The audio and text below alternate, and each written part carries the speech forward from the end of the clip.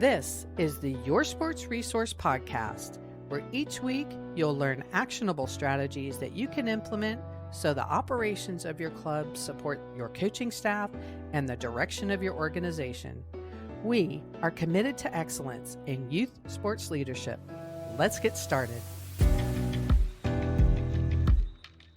Hello and welcome everyone to the Your Sports Resource Podcast. Thank you for joining me today. We are going to move out from an operations conversation to speaking about the role sleep plays with athletes. While we as adults understand how important sleep plays in our ability to function, for some reason we really don't hold that to our middle and high school kids. I guess mainly because we feel they have an abundance of energy to go around.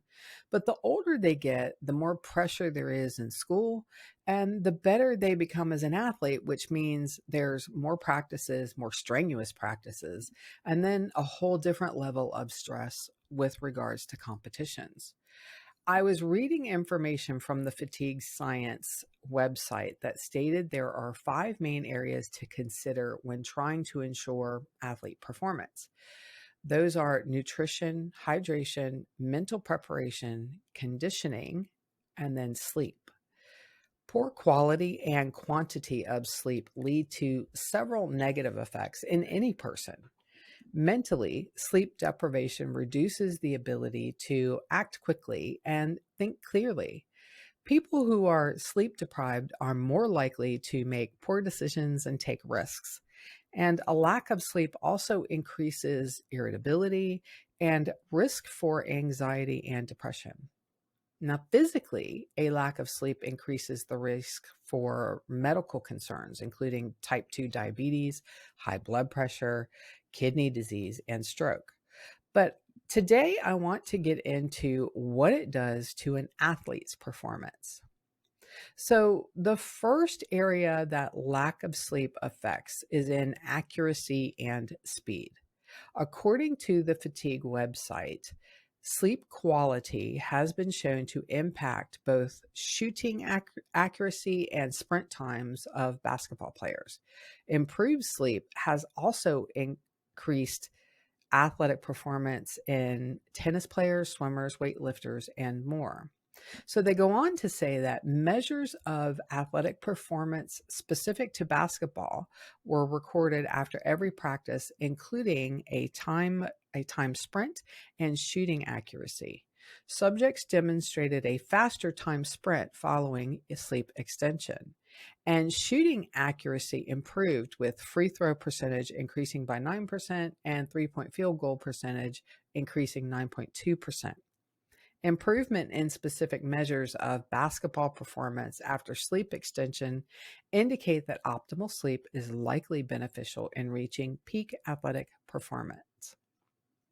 Now, the next area that lack of sleep affects is difficulty in learning and decision making.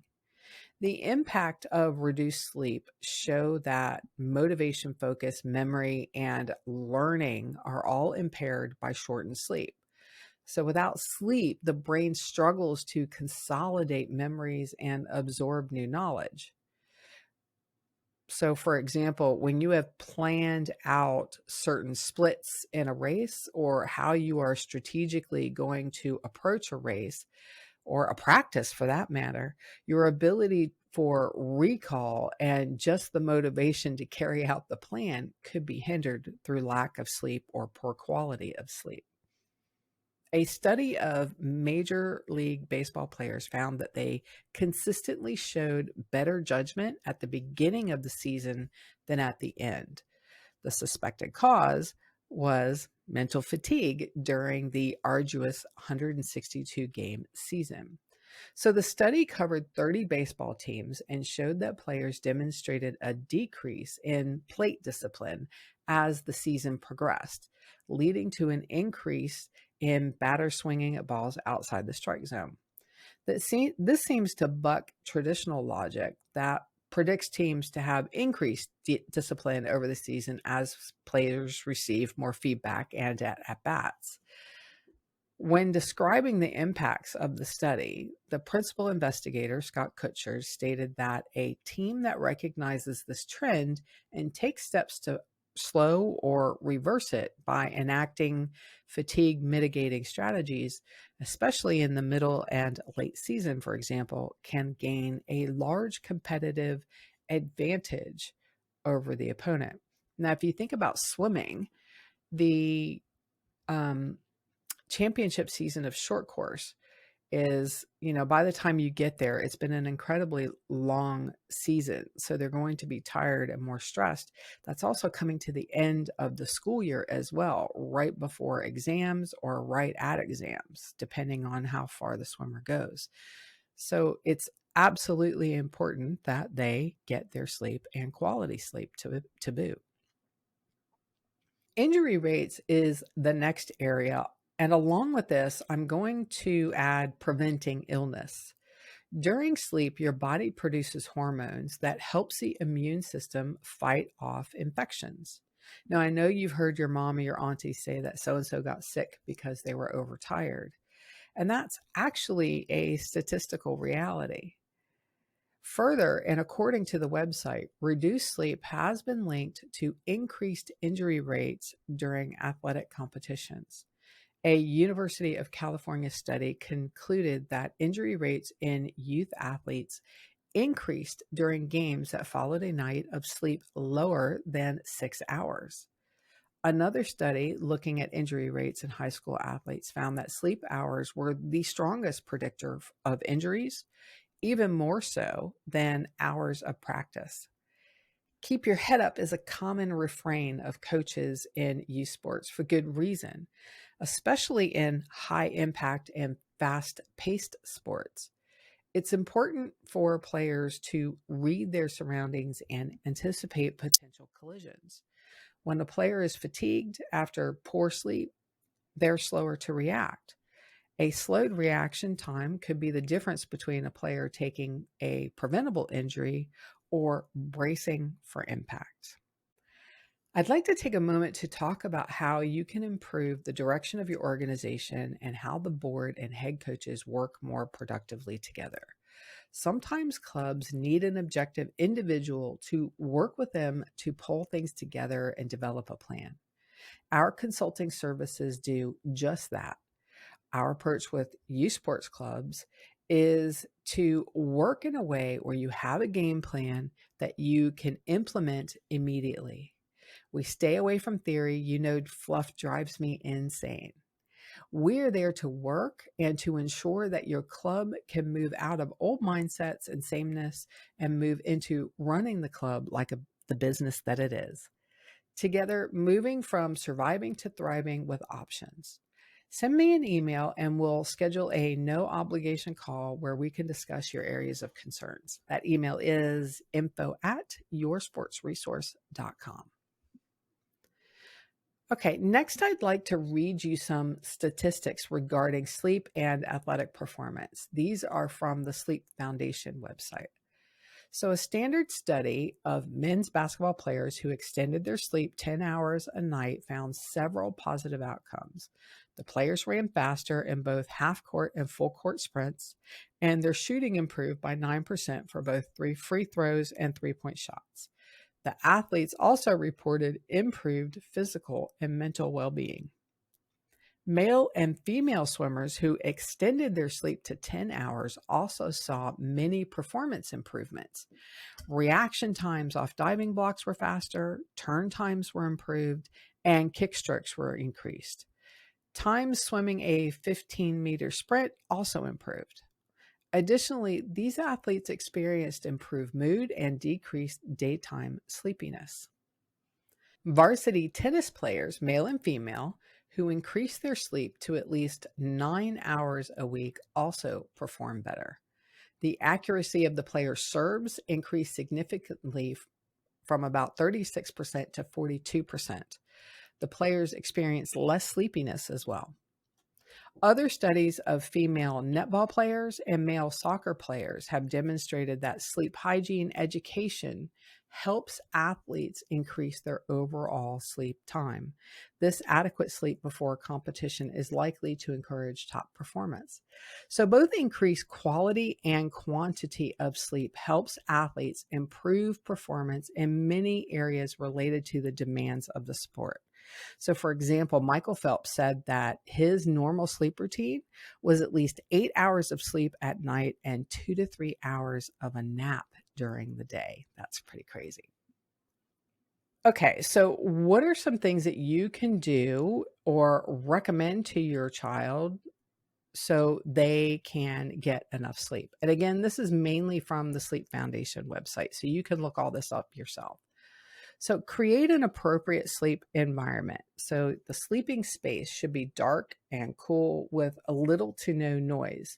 The sleep environment should be used really only for sleep. So, not a lot of roughhousing or playing games or doing anything in the room. If you can make it as a place maybe where they just do homework quietly and they read quietly and they sleep quietly, then that should be a great environment for them. Avoid caffeine before bedtime. I mean, this should be a no-brainer, but I can't tell you how many times that I've seen my own kid, make now that he's older, make himself a cup of coffee, but even like those caffeine drinks late in the day. These beverages can interrupt sleep or lead to more disturbed sleep. Stay away from electronics in the hours before bedtime. This includes TVs, cell phones, and computers. That blue light, it really can emit and affect your circadian rhythm. Have a wind down routine. So, activities such as reading or taking a bath, meditating can help your child relax and get the sleep that they need. Get out of bed if you can't fall asleep after 20 minutes of trying. So, getting out of bed instead of tossing and turning and stressing about not sleeping. So, get up, do an activity in another space until you feel sleepy. Just avoid the blue light activity, no computers or phones. If you take naps, keep them brief. Naps should be no more than an hour and never should be taken after 3 p.m. or you'll interrupt your evening sleep. And then reduce stressors as much as possible for your child. So, not only do those mental stressors affect sleep quality, but they can also impact the performance overall. Now, what if you're traveling and worried about jet lag? So, the recommendations are that you prepare for travel. Adjust your sleep schedule to mimic the time of the destination you're traveling to in order to quickly adjust to the time upon arrival. Set your watch for the destination time zone when you board the plane or get in the car so you automatically are getting ahead of yourself and getting on schedule. Get enough sleep before you travel to avoid sleep debt upon arrival. So be sure to sleep prior to and during travel if necessary, if that helps. Make a comfortable environment. So on the plane or in the car, pillows can be used for cushion and comfort. Earplugs and eye masks can really help create a quiet and dark environment for sleep during a flight or car ride. And avoid distractions such as electronics. So I also think that when you're traveling in a hotel room, you can't really control the environment of that room. And sometimes you can't actually get it dark or it's loud in the hotel where it's on a main road or you got people running around in the hotel. So those masks and the earplugs will help then as well. Staying hydrated. So on the airplane, be sure to drink plenty of fluids or in the car, drink plenty of fluids and avoid that caffeine. And then try to eat meals at the destination time once you start your travel. So, arranging meal times, just like your sleep, according to the destination time zone, can also shorten the time it takes to adjust to that new time zone. Trying to get your teenager to sleep more might feel like an uphill battle, but maybe if you were to share this information with them, it could help. So, high performance is a direct reflection of how much and the quality of sleep the athlete has. According to studies and statistics, sleep quality can predict how fast an athlete will react, how well they'll react, and how accurate they will be through that decision making. And if you do make an error, or if they make an error, will they avoid an injury?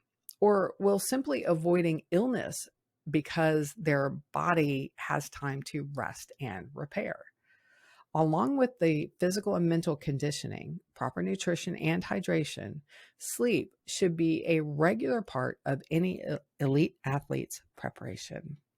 So, thank you for listening today. Please subscribe, rate, and review this podcast so we can reach more coaches, more volunteers, and more parents such as yourselves. Make sure you sign up for our newsletter, which comes out twice a month. That is full of articles and tools and information to help you and your club. You can sign up at yoursportsresource.com. Thank you for spending time with me.